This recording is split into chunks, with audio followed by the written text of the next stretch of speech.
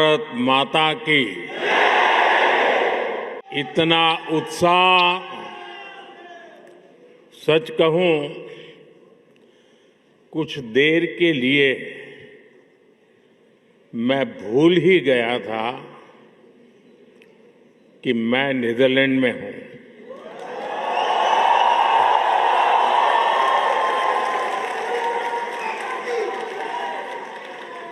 ऐसे लग रहा है जैसे भारत में ही कहीं कोई फेस्टिवल चल रहा है।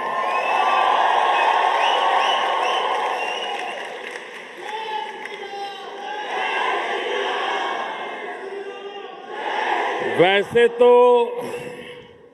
द हेग को दुनिया city of peace and justice के रूप में जानती है,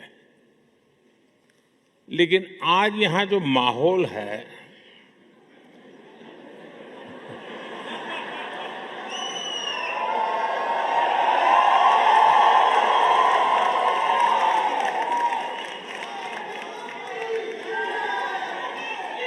इस माहौल को देखकर लग रहा है कि the Hague living symbol of Indian friendship बन गया है।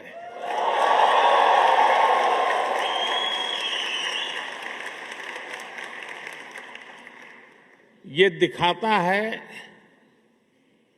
कि पासपोर्ट का रंग तो बदल सकता है,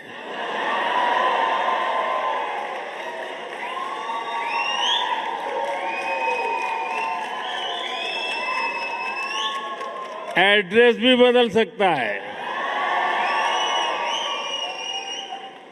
टाइम जोन भी बदल सकता है, लेकिन मां भारती की संतानें कहीं भी रहें, ये गर्मजोशी, ये वाइब्रेंसी, लाइफ को सेलिब्रेट करने का जज्बा, ये हमारे हमेशा हमेशा हमारे साथ रहता है।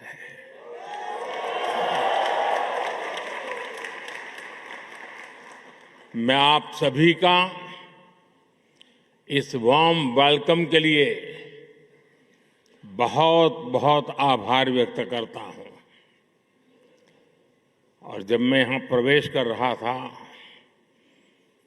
तो पूरा महाराष्ट्र, छत्रपति शिवाजी महाराज,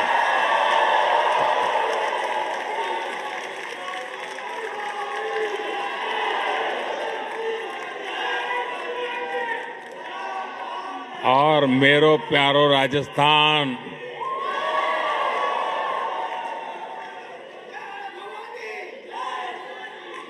और ए फॉर असम,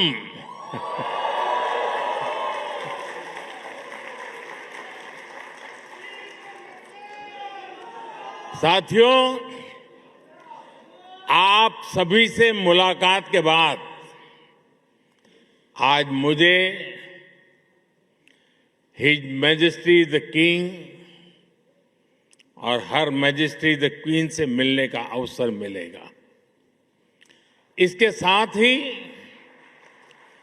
प्रधानमंत्री रॉब येतेन से भी विस्तार से कई विषयों पर चर्चा होगी। बीते वर्षों में जब भी मेरी नीदरलैंड से, यहां के लीडर से बात हुई है, ये हमेशा भारतीय डायस्पोरा की बहुत प्रशंसा करते आए हैं।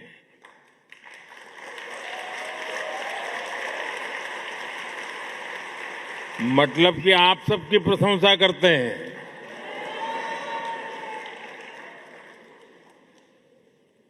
आप नीदरलैंड्स के समाज और यहां की इकोनॉमी में जो कंट्रीब्यूट कर रहे हैं, उस पर हर भारतवासी को गर्व है। मैं आज इस अवसर पर नीदरलैंड की जनता का, यहां की सरकार का आभार व्यक्त करता हूं। मैं यहां की जनता को 140 करोड़ भारतवासियों की तरफ से अपनी शुभकामनाएं देता हूं।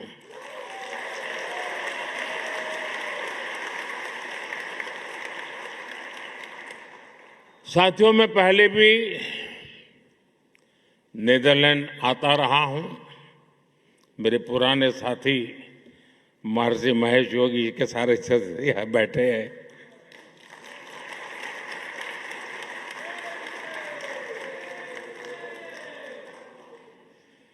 और यहां रहने वाले भारतीय समुदाय से भी मेरा खासा परिचय रहा है। यहां बैठे अनेक परिवारों की कहानी केवल माइग्रेशन की कहानी नहीं है। ये एक संस्कृति की, आस्था की, तमाम संघर्षों के बीच ये प्रगति की कहानी है।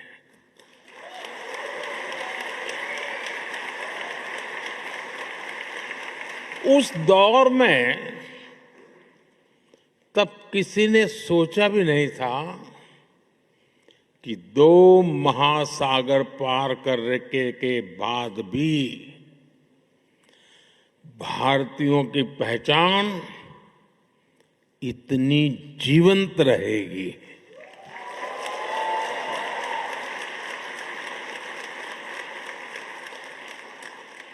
आपके पूर्वज बहुत कुछ पीछे छोड़कर आए थे, लेकिन कुछ चीजें हमेशा उनके साथ रही। अपनी मिट्टी की खुशबू, अपने त्योहारों की स्मृतियां, भजन की धुनें और अपने पूर्वजों के संस्कार। साथियों, मानवता का इतिहास साक्षी है कि समय के साथ अनेक संस्कृतियां मिट गई, लेकिन भारत का डाइवर्स कल्चर आज भी अपने लोगों के दिलों में धड़कता है।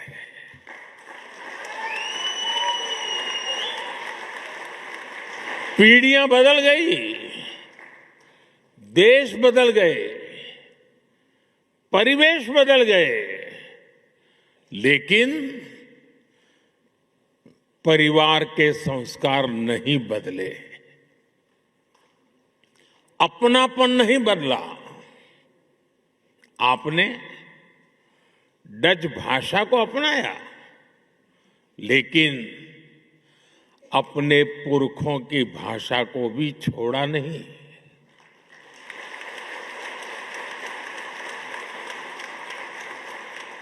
हमारे कम्युनिटी रेडियो स्टेशंस यहां बहुत पॉपुलर है और इन स्टेशंस के माध्यम से भारत का संगीत और संस्कृति भी डच फैमिलीज तक पहुंच रहे हैं। द गांधी सेंटर हो या फिर अलग अलग शहरों के स्कूल, आप अपनी संस्कृति को भावी पीढ़ियों तक पहुंचा रहे हैं और ये बहुत ही सराहनीय है। आप सब अभिनंदन के अधिकारी हैं। साथियों, आज 16 मई है और ये दिन एक और वजह से बहुत विशेष है।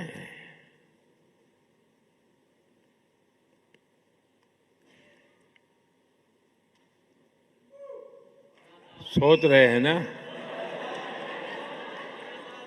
सोचिए, जरा और सोचिए। आज से 12 वर्ष पहले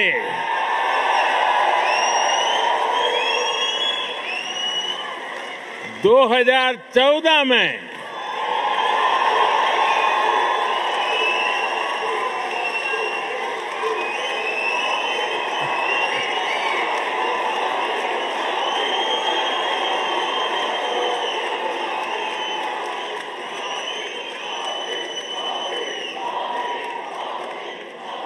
सोलह मई 2014 कुछ खास हुआ था। 2014 में आज के ही दिन लोकसभा चुनाव के नतीजे आए थे। दशकों बाद भारत में स्थिर और पूर्ण बहुमत वाली सरकार का बनना पक्का हुआ था।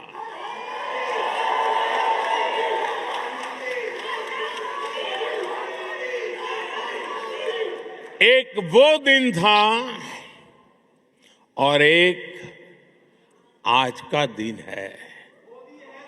कोटि कोटि भारतवासियों का विश्वास मुझे न रुकने देता है और न थकने देता है।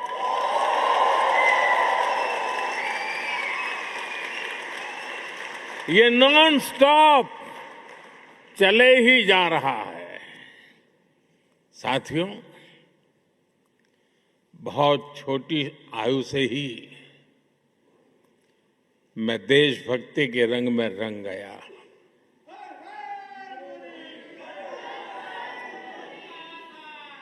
आप ही मेरा परिवार बन गया।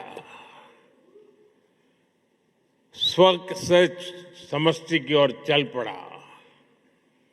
अहम से वयम का रास्ता चुन लिया।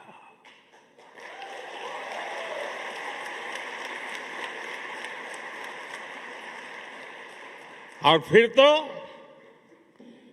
आपका सुख ही मेरा सुख बन गया। आपका कल्याण ही मेरा कर्तव्य बन गया।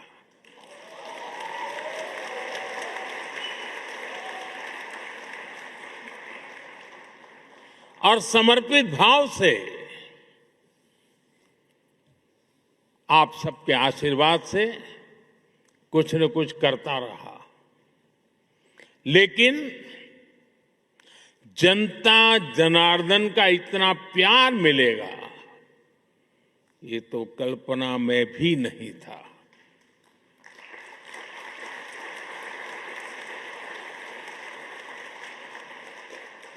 जब पीछे मुड़कर देखता हूं, 13 वर्ष मुख्यमंत्री के रूप में, 12 वर्ष प्रधानमंत्री का सेवा काल,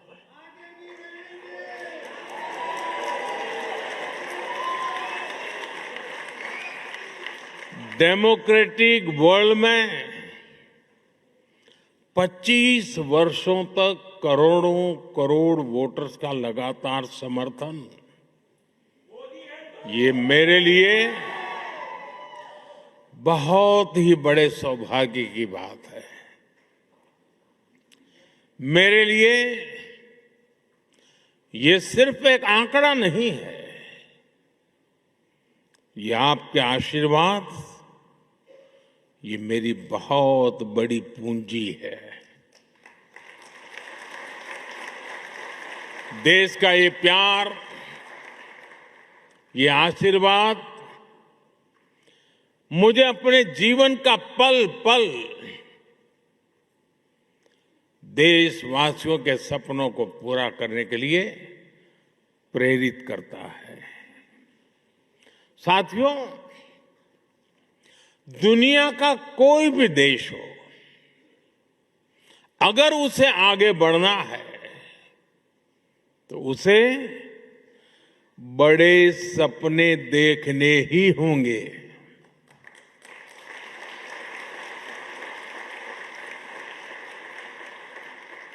आज हमारा भारत भी बहुत बड़े सपने देख रहा है। आज देश कह रहा है, हमें सिर्फ ट्रांसफॉर्मेशन नहीं चाहिए, हमें बेस चाहिए। क्या चाहिए?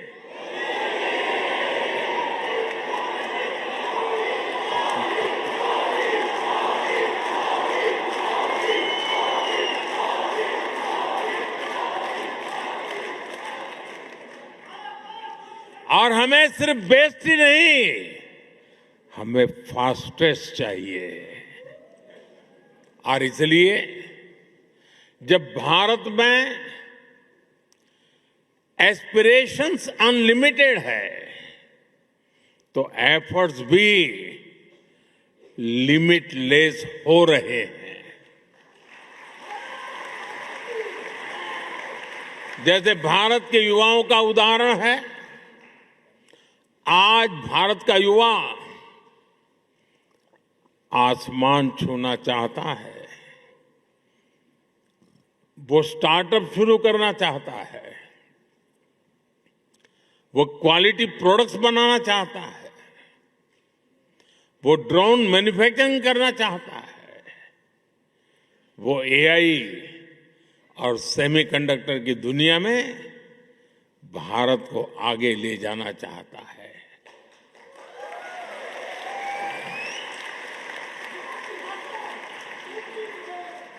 इसलिए ही भारत का स्टार्टअप इकोसिस्टम लगातार हो रहा है। अब हम दुनिया के तीसरे सबसे बड़े स्टार्टअप इकोसिस्टम वाले देश हैं।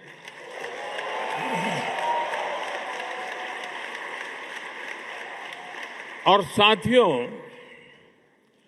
आज भारत की एस्पिरेशन सिर्फ अपनी सीमाओं तक नहीं है।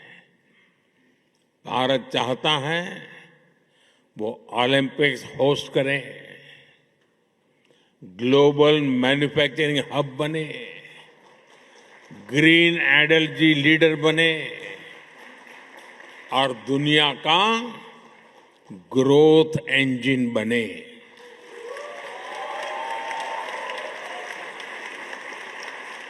बात वही है, एस्पिरेशंस अनलिमिटेड है और हमारे एफर्ट्स की स्केल भी उतनी ही बड़ी है। Record highway construction, record rail electrification, Vande Bharat जैसी सेमी हाई स्पीड ट्रेनें और दुनिया का इतना बड़ा रिन्यूएबल एक्सपांशन, बड़े से बड़ा लक्ष्य हो, आज का भारत कहता है हम ये लक्ष्य पाकर के ही रहेंगे। और हम ये करके दिखा रहे हैं। साथियों, आज का भारत एक अभूतपूर्व परिवर्तन के दौर से गुजर रहा है। आपने हाल में देखा होगा कि दुनिया की सबसे बड़ी और सफल एआई समिट भारत ने आयोजित की।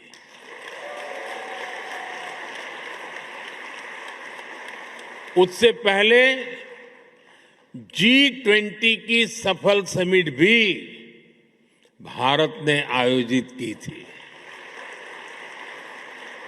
और ये कोई वन टाइम इवेंट नहीं था, ये आज के भारत का मिजाज बन गया है। दुनिया का सबसे बड़ा यूनिक आइडेंटिफिकेशन प्रोग्राम भारत ने चलाया। दुनिया के सबसे बड़े फाइनेंशियल इंक्लूजन प्रोग्राम में से एक भारत ने चलाया। जिस स्केल पर भारत डिजिटलाइजेशन कर रहा है वो अभूतपूर्व है। दुनिया की सबसे बड़ी government funded health insurance scheme Bharat चला रहा है। और हां, चांद पर भी भारत वहां पहुंचा जहां पहले कोई नहीं पहुंच पाया था।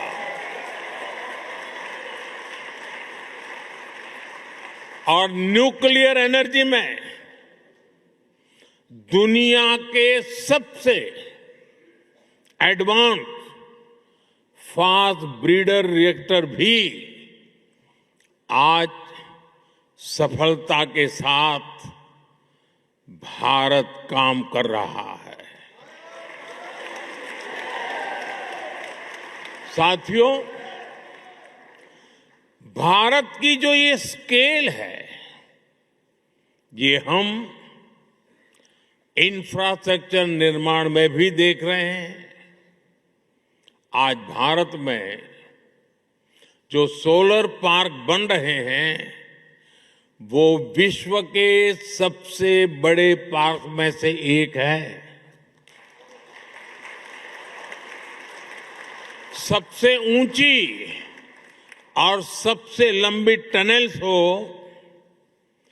सबसे ऊंचे और लंबे ब्रिजेज हो, सबसे लंबे एक्सप्रेस वे हो, सबसे बड़े मेट्रो नेटवर्क हो, सबसे बड़े सिविल एविएशन नेटवर्क हो, सबसे बड़े इलेक्ट्रिफाइड रेल नेटवर्क हो, इनमें से अनेक आज भारत में बन रहे हैं।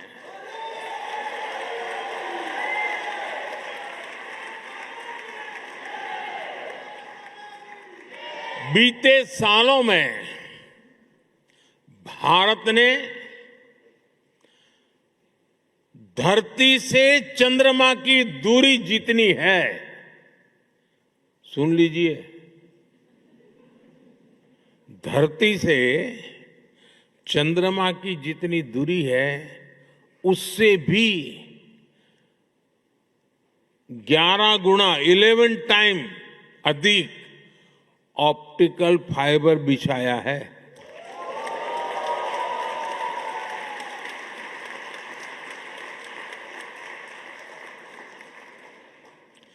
एक दशक पहले हम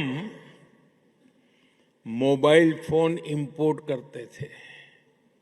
आज भारत दूसरा सबसे बड़ा मोबाइल मैन्युफैक्चरर है। साथियों, ये जो स्पीड और स्केल है, इसके अलावा आज के भारत की एक और पहचान है। आज का भारत इनोवेशन पावर्ड है। हमारे डिजिटल पब्लिक इंफ्रास्ट्रक्चर की चर्चा आज पूरी दुनिया में होती है। ये भारतीयों के इनोवेशन का बहुत बड़ा प्रमाण है। आज पैसा रखना है तो डिजिटल वॉलेट है, डॉक्यूमेंट रखने हैं तो डिजी लॉकर है, ट्रैवल करना है तो डिजी यात्रा है, हेल्थ केयर का लाभ लेना हो तो डिजिटल हेल्थ आईडी है। साथियों, आज भारत में हर महीने 20 बिलियन से ज्यादा यूपीआई ट्रांजैक्शन होते हैं। यानी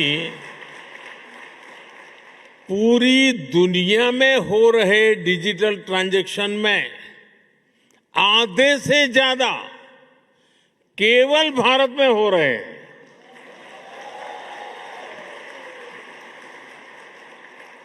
और स्टार्टअप तो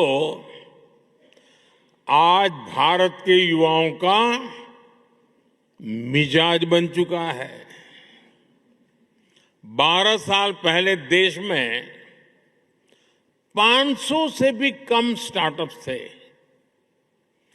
आज ये संख्या बढ़कर 2 लाख से ज्यादा हो गई है।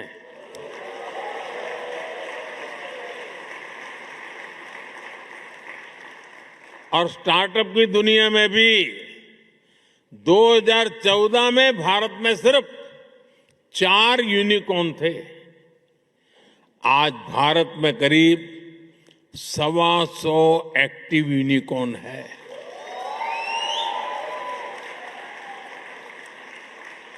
दो 2025 में ही करीब 44,000 और नए स्टार्टअप रजिस्टर हुए हैं। आज एआई, डिफेंस और स्पेस सेक्टर में हमारे स्टार्टअप बहुत शानदार काम कर रहे हैं। समय के साथ रिसर्च और इनोवेशन का एक कल्चर और विराट होता जा रहा है। पिछले वर्ष ही भारत में 1.25 लाख से अधिक पेटेंट्स फाइल किए गए हैं। साथियों, भारत चिप मेकिंग में, सेमी कंडक्टर सेक्टर में भी बड़े कदम उठा रहा है। अभी भारत में 12 सेमीकंडक्टर प्लांट्स पर काम चल रहा है।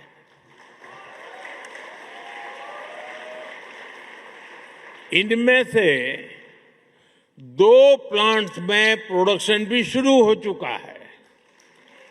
यानी अब चिप भी design India, made in India होगी।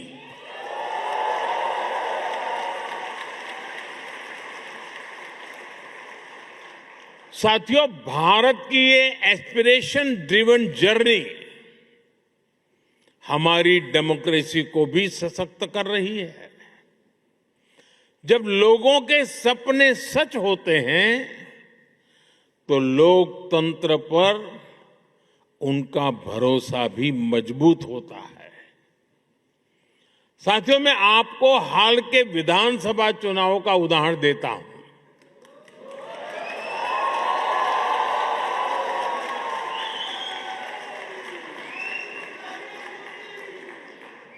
असम, बंगाल,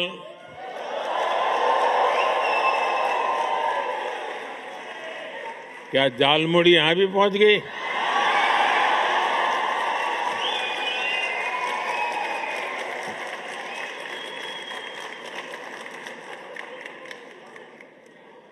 असम, बंगाल, केरलम, तमिलनाडु और पुडुचेरी में इस बार 80 से 90% तक वोटिंग हुई। और इसमें भी विमेन पार्टिसिपेशन बहुत ज्यादा बढ़ी है। और ये हर राज्य का ट्रेंड है।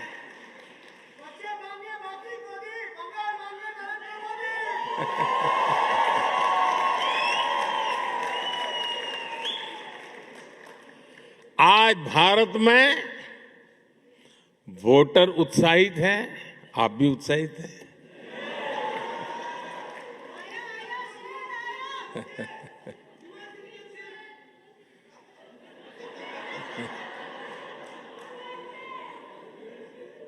साथियों, हमें गर्व होता है हर साल वोटिंग के रिकॉर्ड टूट रहे हैं। साथियों, भारत में 90 करोड़ से 90 करोड़ से अधिक वोटर रजिस्टर्ड हैं।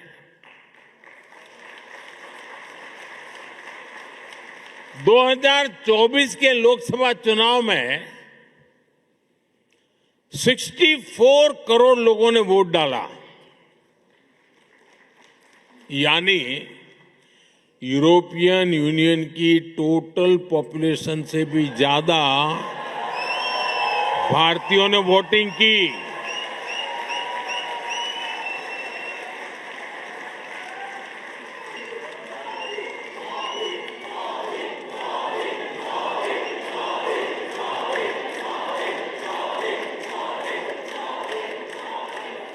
भारत अपने हर सिटीजन की डेमोक्रेटिक पार्टिसिपेशन को वैल्यू करता है और मदर ऑफ डेमोक्रेसी के रूप में ये हम सभी के लिए बहुत गर्व की बात है। साथियों, भारत जब सफल होता है तो पूरी मानवता को उसका फायदा होता है, लेकिन आज मानवता के सामने अनेक बड़ी चुनौतियां भी है। आज की दुनिया किस तरह नई नई चुनौतियों से जूझ रही है। पहले कोरोना आया, फिर युद्ध होने शुरू हो गए और अब आज की एनर्जी क्राइसिस है। ये दशक दुनिया के लिए आपदाओं का दशक बन रहा है। हम सभी देख रहे हैं, अगर ये स्थितियां तेजी से नहीं बदली गई तो बीते अनेक दशकों की उपलब्धियों पर पानी फिर जाएगा। दुनिया की बहुत बड़ी आबादी फिर से गरीबी के दलदल में चली जाएगी। साथियों, ऐसी वैश्विक परिस्थितियों में आज दुनिया रेजिलिएंट सप्लाई चेन की बात कर रही है और तब भारत और नीदरलैंड मिलकर एक ट्रस्टेड, ट्रांसपेरेंट और फ्यूचर रेडी सप्लाई चेन बनाने में जुटे हैं।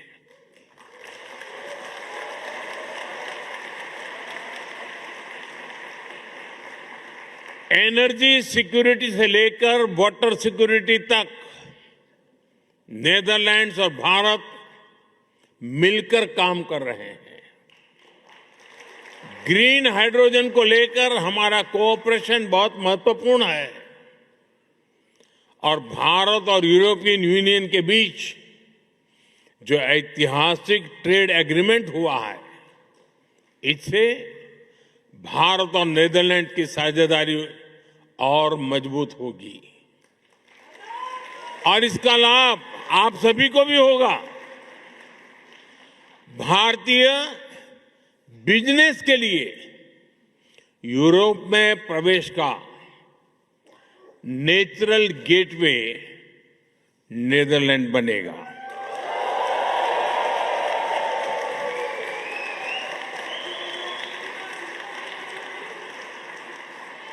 और इस जर्नी में हमारा डायस्पोरा ट्रस्टेड ब्रिज बन सकता है।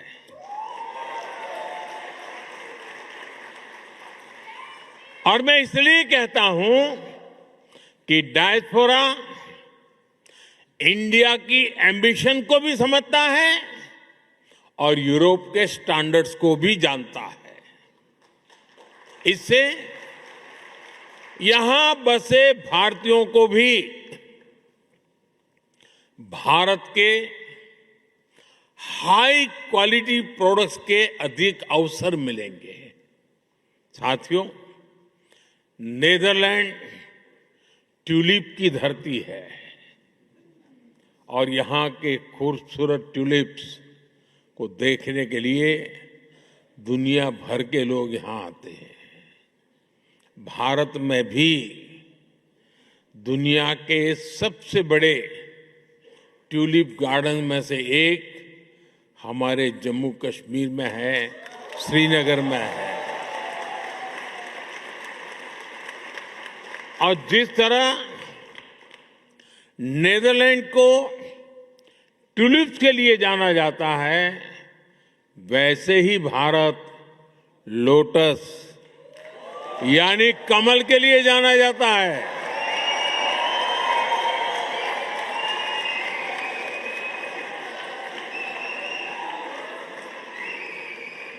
साथियों, ट्यूलिप और कमल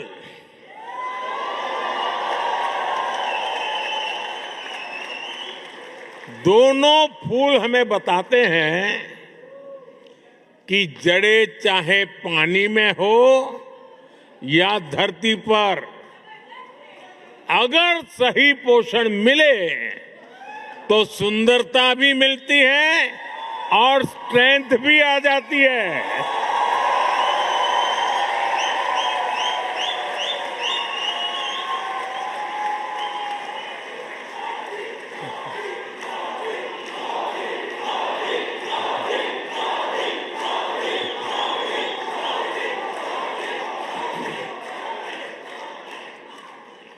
यही भारत और नीदरलैंड के बीच पार्टनरशिप का भी आधार है।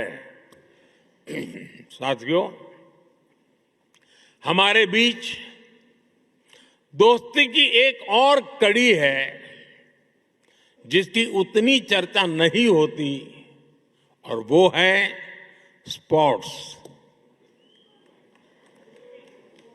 हम दोनों देश स्पोर्ट्स के क्षेत्र में बहुत कुछ मिलकर कर रहे हैं। अब जैसे क्रिकेट है, नीदरलैंड की क्रिकेट में भारतीय समुदाय का बहुत बड़ा योगदान है। अभी भारत में T20 वर्ल्ड कप हुआ, उसमें नीदरलैंड की टीम ने अच्छा प्रदर्शन किया। भारत वर्ल्ड कप चैंपियन है, लेकिन भारत की टीम को भी नीदरलैंड की टीम ने बहुत बड़ी टक्कर दी थी।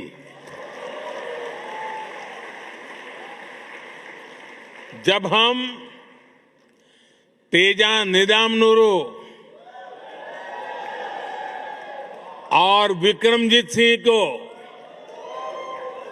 नीदरलैंड की जर्सी में देखते हैं, या फिर जब आर्यन दत्त जैसे युवा खिलाड़ी डच क्रिकेट के फ्यूचर में कंट्रीब्यूट करते हैं, तो हम सभी को बहुत अच्छा लगता है। साथियों, जैसे क्रिकेट में भारतीयों का योगदान है, वैसे ही भारत की हॉकी में नीदरलैंड्स का भी बड़ा कंट्रीब्यूशन है। भारत की हॉकी को और अधिक निखारने में डच कोचिज की भी मेहनत रही है। हमारी विमेन हॉकी टीम बीते कुछ समय से शानदार परफॉर्मेंस कर रही है। इसमें कोच मरीन का अहम रोल है, और इस वर्ष तो हॉकी वर्ल्ड कप का होस्ट नीदरलैंड भी है। और आप सभी को भारत के मैच देखने तो जाना ही जाना है। ये बात पक्की है कि वर्ल्ड कप जो भी कोई जीते, लेकिन इतना पक्का है कि इस ओलंपिक में भारत और नीदरलैंड की दोस्ती जरूर जीतेगी।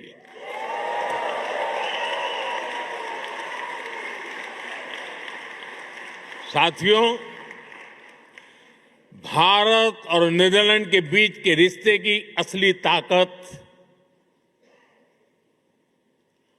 ताकत आप सभी हैं।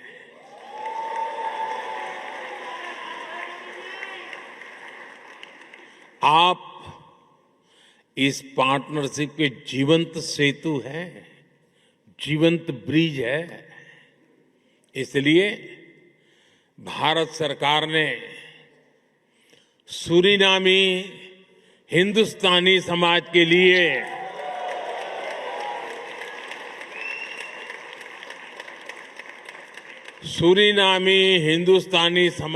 लिए OCI कार्ड की एलिजिबिलिटी चौथी पीढ़ी से बढ़ाकर छठी पीढ़ी तक कर दी है।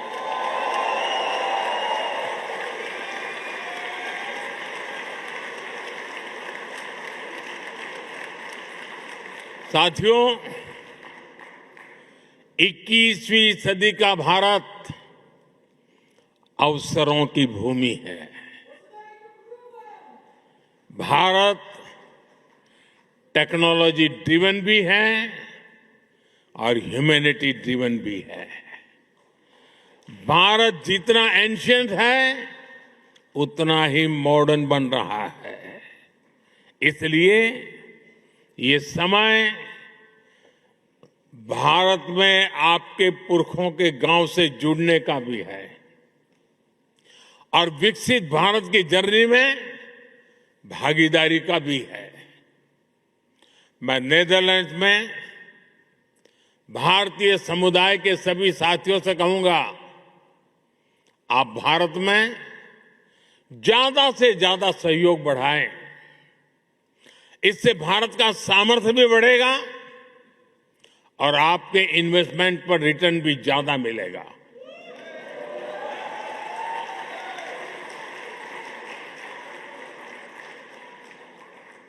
और ये मोदी की गारंटी है।